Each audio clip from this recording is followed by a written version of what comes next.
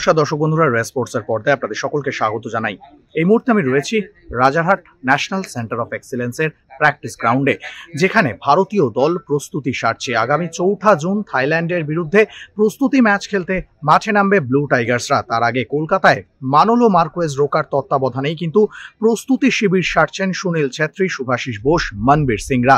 ইতিমধ্যেই কিন্তু গত দুদিনের অনুশীলনে যেটা দেখা গেছে, মানোলো মার্কোয়েজ রোকা মূলত ফিটনেসের উপরেই নজর দিচ্ছিলেন। তবে এই শিবির শুরু করার আগে যে 28 জনের দল ঘোষণা করা হয়েছিল, সেখান থেকে 26 জন ফুটবলারকে নিয়ে কিন্তু প্রথম দিনের অনুশীলন সেরেছিলেন ভারতীয় দলের স্প্যানিশ হেড কোচ। তবে আজকে কিন্তু অনুশীলনে যোগ দিলেন আশিক কুরুনিয়ান। এখনো পর্যন্ত রাহুল বেকে তিনি কিন্তু অনুশীলনে অনুপস্থিত। তবে আজকে 27 জনকে নিয়ে পুরো দমে অনুশীলন সারছে ভারতীয় দলের head coach Manolo Marquez Roca. গত দুদিন যেখানে দেখা গিয়েছিল যে ফিটনেসের উপরে জোর দিচ্ছিলেন স্প্যানিশ হেড কোচ, আজকে কিন্তু দেখা গেল মূলত দল গঠনের দিকে তিনি নজর দিচ্ছেন। কারণ থাইল্যান্ড এবং হংকং এর বিরুদ্ধে খেলতে যাওয়ার আগে মানোলোর প্রধান টার্গেট সেটা হলো বেস্ট কম্বিনেশনটা খুঁজে বের করা। কারণ আইএসএল এবং সুপার কাপ এই দুটো প্রতিযোগিতা শেষ হওয়ার পরে কিন্তু অনেক ফুটবলারই তারা কিন্তু ম্যাচের মধ্যে ছিলেন না, তারা ম্যাচ ফিট নয়। ফলে ফিটনেস ফিরিয়ে আনা যেমন একটা প্রধান লক্ষ্য, তার পাশাপাশি কিন্তু দলের বেস্ট কম্বিনেশন খুঁজে বের করাটাও একটা প্রধান লক্ষ্য হিসেবে থাকবে এই হেড কোচের জন্য। ফলে আজকের অনুশীলনে অবশ্যই প্রথম দিকে যেমন দেখা গেল ফিজিক্যাল ট্রেনিং, তারপরে রন্ডো সারলেন ফুটবলাররা। তারপরে কিন্তু মূলত একটা সময় দেখা গেল দলকে 3টে ভাগে ভাগ করে তিনি অ্যাটাক ভার্সেস ডিফেন্স যে অনুশীলনটা আমরা দেখে থাকি, যে একটা ভাগের ফুটবলারদেরকে বলা হয় যে মূলত স্ন্যাচিং করতে, অন্যদিকে বাকি ফুটবলারদের কাজ থাকে ডিফেন্স করা। এই অনুশীলনটা যেমন করালেন, তেমনই তারপরে কিন্তু গোটা দলকে নিয়ে দুটো দলে ভাগ করে তিনি ম্যাচ প্র্যাকটিস করালেন এবং ম্যাচ খেলতে দেখা গেল। সেখানে কিন্তু একদিকের আক্রমণ ভাগে লিড করছিলেন সুহেল ভাট, অন্যদিকে অভিজ্ঞ সুনীল ছেত্রী। এই প্রস্তুতির সময় কিন্তু সুহেল ভাটকে গোল করতে দেখা গেল। ছাংতের একটি দুর্দান্ত পাস থেকে তিনি বল জালে জড়িয়ে দেন।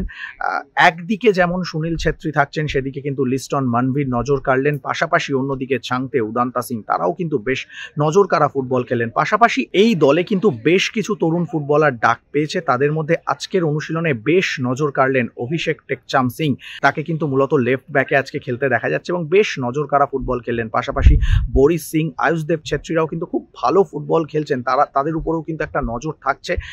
একদিকে গোলে থাকছেন বিশাল কাইত, অন্যদিকে গুরপ্রীত সিং সান্ধু। দুই গোলকিপারকে রেখেই কিন্তু অনুশীলন করাচ্ছেন। প্রথম একাদশ হয়তো এখনই বলা সম্ভব নয়, তবে শুভাশিস থেকে শুরু করে মনবীর, লিস্টন, উদান্তা, ছাংতে প্রত্যেকেই কিন্তু এই প্রস্তুতি শিবিরেই নিজেদের সেরাটা উজাড় করে দেওয়ার চেষ্টা করছেন। কারণ তাদের প্রধান লক্ষ্য প্রথম একাদশে জায়গা করে নেওয়া। থাইল্যান্ডের বিরুদ্ধে ম্যাচটাকেই পাখির চোখ করে অনুশীলন সারছেন মানোলো মার্কোয়েজ রোকা। অন্যদিকে গতকাল আমরা যেমন দেখেছিলাম যে ভারতীয় দলের অনুশীলনে উপস্থিত ছিলেন এআইএফএফ সেক্রেটারি কল্যাণ চৌবে এবং সুব্রত পাল উপস্থিত ছিলেন। তারা দুজনেই কিন্তু ভারতীয় দলের ফুটবলারদেরকে উজ্জীবিত করার জন্য এই প্রস্তুতি শিবিরে থাকছিলেন। আজকেও কিন্তু কল্যাণ চৌবেকে দেখা গেল তিনি কিন্তু সাইড লাইনে দাঁড়িয়ে থেকে ফুটবলারদের অনুশীলন দেখলেন, তাদেরকে উজ্জীবিত করলেন। এবং মানোলো মার্কোয়েজ রোকা তিনি কিন্তু অনুশীলনের প্রত্যেকটা মুহূর্ত গভীরভাবে নিরীক্ষণ করছেন। যখনই কোনো ভুল হচ্ছে ফুটবলারদের ডেকে সেই ভুল শুধরে দিচ্ছেন। বারবার দেখা গেল মনবীর, লিস্টন, আপুইয়াদের সঙ্গে তিনি কথা বললেন। অর্থাৎ থাইল্যান্ড ম্যাচ এবং হংকং ম্যাচটাকে বেশ গুরুত্বপূর্ণ সহকারে দেখছেন মানোলো মার্কোয়েজ রোকা। তার প্রধান লক্ষ্য কিন্তু একটা জয় তুলে আনা। চলুন এক নজরে দেখে নেওয়া যাক আজকের ভারতীয় দলের অনুশীলনের টুকরো কিছু মুহূর্ত।